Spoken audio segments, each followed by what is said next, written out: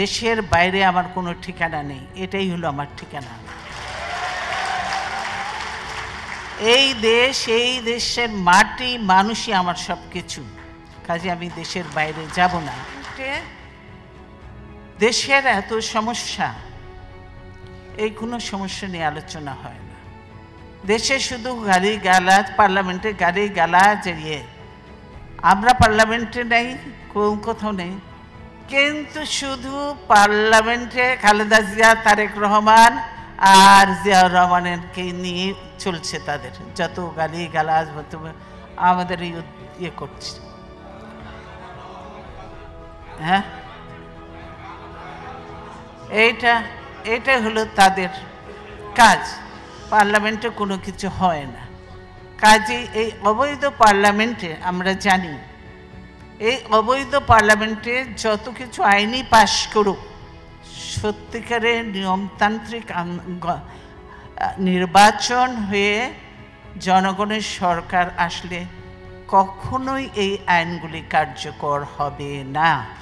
কারণ যে অবৈধ পার্লামেন্টের আইন এগুলি কার্যকর হতে পারে না।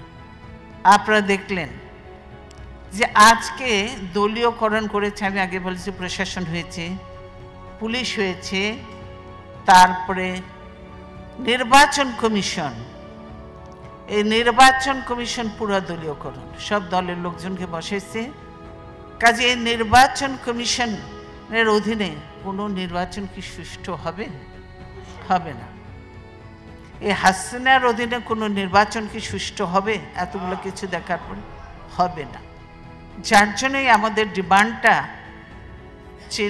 আমরা নির্দলীয় যে নাইব, আমরা বললাম নিরপেক্ষ সরকারের অধীনে নির্বাচন হতে হবে, হাসিনার অধীনে হলে হবে না। আর নির্বাচন কমিশনকে পুনর্গঠন করতেই হবে, কমপ্লিট পুনর্গঠন না করলে এই নির্বাচন করা, এই রকিবউদ্দিন আর হামিদুদ্দিন দিকে দিয়ে পার্লামেন্ট নির্বাচন করা সম্ভব নয়। সেজন্যই এগুলি প্রয়োজন।